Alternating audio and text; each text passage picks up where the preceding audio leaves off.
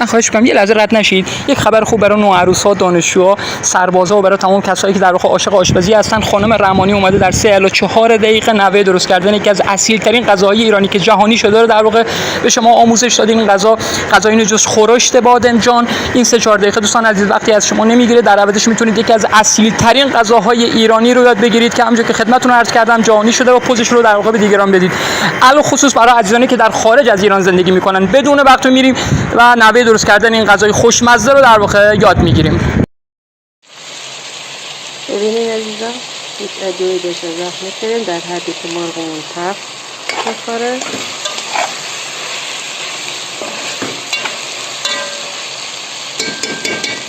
گوجه رو بهش اضافه.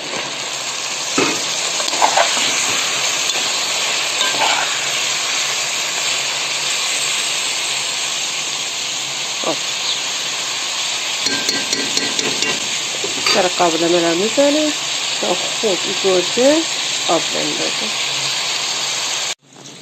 نگاه عزیزان،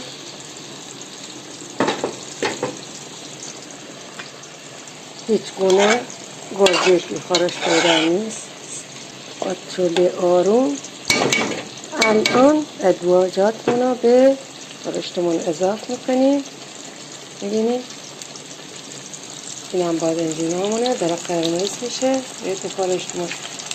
عزیزان اگه من بچه خودم بادمجون دوست ندارم، یه دونه سیب زمینی همراه با بادمجونام قرمز میکنم به خورشتم اضافه میکنم. الان میریم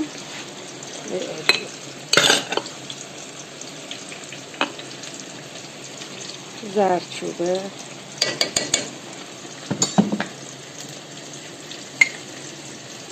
ادویه کاری،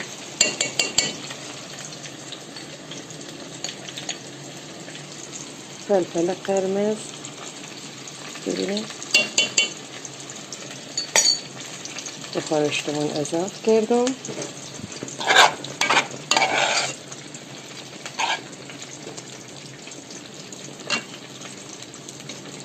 به خاطری که ما بادمجونامون روغن داره، زیاد روغن به خورشتمون اضافه نمی‌کنیم.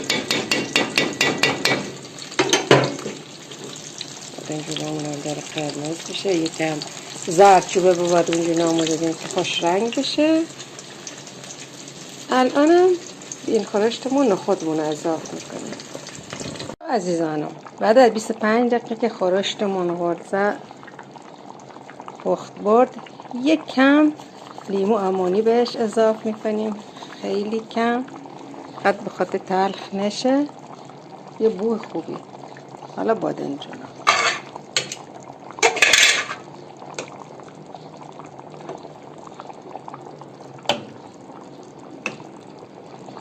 سیب زمینی ها،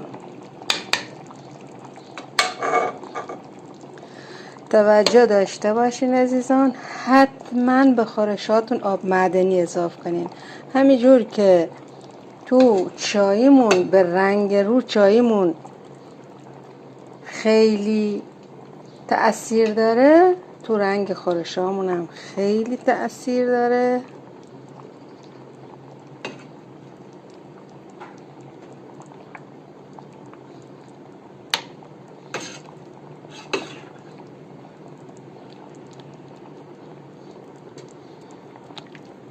خب خیلی تشه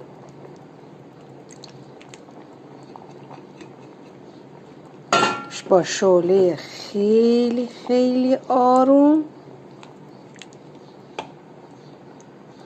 میذاریم تا خورشتمون جا بفته.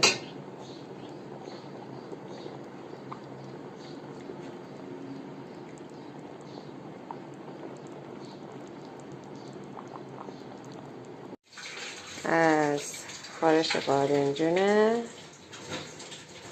خوش رنگ و لعاب